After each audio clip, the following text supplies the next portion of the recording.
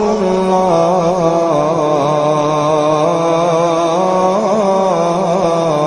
اللہ اکبر۔ علامہ اقبال علیہ رحمہ کہتے ہیں میں بچپن سے ہی قرآن مجید پڑھنے کی عادت رکھتا تھا، آواز بھی بہت اچھی تھی اور ہمارے گھر کا ماحول ایسا تھا کہ میں قرآن مجید کی تلاوت کبھی بھی ترک نہیں کی تھی۔ ہماری صبح کا آغاز ہی قرآن مجید کی تلاوت سے ہوتا، لیکن آخری عمر جب ہوئی تو گلا خراب ہو گیا، تو قرآن مجید پڑھتے تو تھے لیکن اس طرح لے سے پڑھنا مشکل ہو گیا۔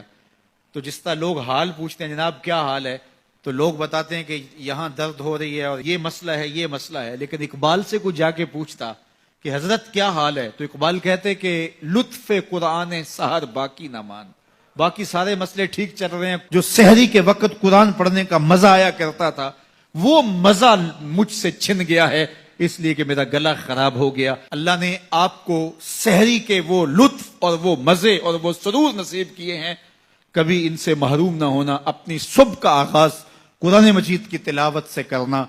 اور اقبال نے اپنے ایک دوست کو لکھا، کتنی خوبصورت بات لکھی، کہا قرآن مجید کا مفہوم اور ترجمہ نہیں بھی آتا پھر بھی قرآن مجید پڑھتے رہنا، خالی ناظرہ قرآن مجید پڑھنے سے دل کا تعلق رسول اللہ کے دل سے جڑ جاتا ہے، اس لیے کہ قرآن حضور کے قلب اطہر کے اوپر نازل ہوا تھا، یہ سندیسہ ہے ہمارے خالق کا ہمارے نام۔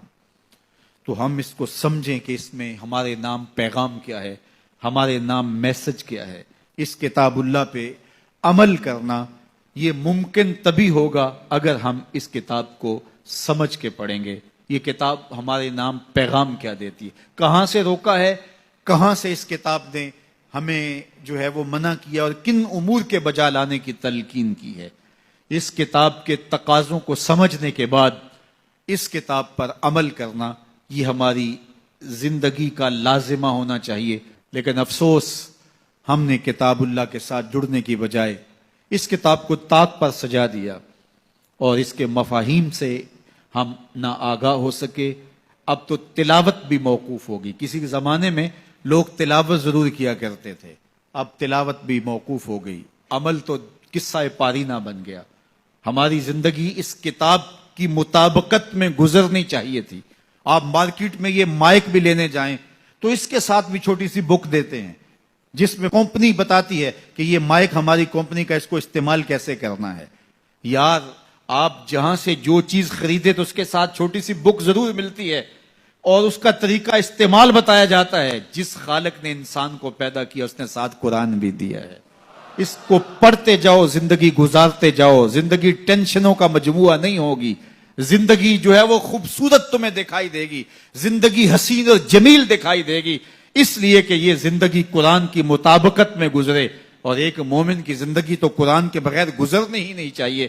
گر تو می خواہی مسلمان زیستن، نیست ممکن جز بقرآن زیستن، اگر تو مسلمان بن کے جینا چاہتا ہے تو قرآن کے بغیر جی نہیں سکتا ہے، تیری زندگی ہی قرآن ہے۔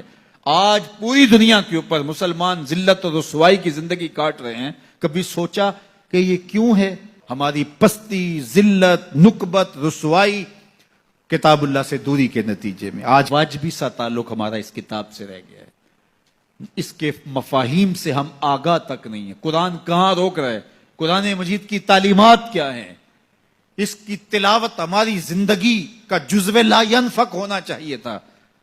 اس کی تلاوت کے بغیر زندگی گزرتی نہ۔ یہ کتابیں زندہ ہے، یہ پستیوں سے اٹھا کے اوج ثریا تک پہنچانے والی کتاب ہے۔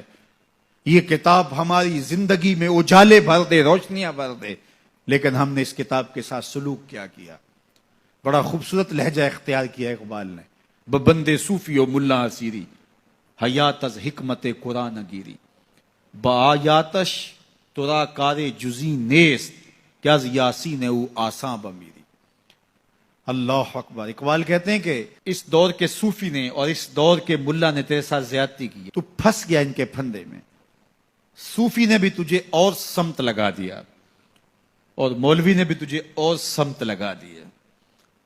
جو منصب تھا صوفی و ملا کا، تجھے جس راستے پہ ڈالنا تھا اس راستے پہ انہوں نے تجھے نہیں ڈالا۔ اس کتاب سے تیری دل بستگی نہ ہو سکی، اس کتاب سے تیرا تعلق مضبوط نہ ہو سکا۔ قرآن سے تجھے صرف اتنا سروکار ہے کہ جب تیرے بوڑھے کی روح اٹکی تو سورہ یاسین لے کے بیٹھ گیا کہ میں اس کی تلاوت کروں اور اس کی روح آسانی سے نکل جائے. وہ کہتے ہیں اس میں کوئی شک نہیں کہ اس کی روح آسانی سے نکلتی ہے. سورہ یاسین کا مرنے والے کو فائدہ پہنچتا ہے, مجھے اس پہ کوئی اعتراض نہیں ہے, لیکن کہتے ہیں مجھے افسوس اس بات سے ہے کہ اس قرآن سے بھی تو نے مرنا ہی سیکھا, کاش اس قرآن سے جینا سیکھ لیا ہوتا. یہ کتاب زندگی ہے, یہ کتاب حیات ہے, یہ مردہ قوموں کو اٹھا کے کہاں سے کہاں لے جاتی ہے, یہ پستیوں سے اٹھا کے بلندیوں تک لے جانے والی کتاب ہے. اس امت کے پاس اتنا بڑا نسخہ کیمیا ہو اور وہ در در رسوا ہو رہی ہو,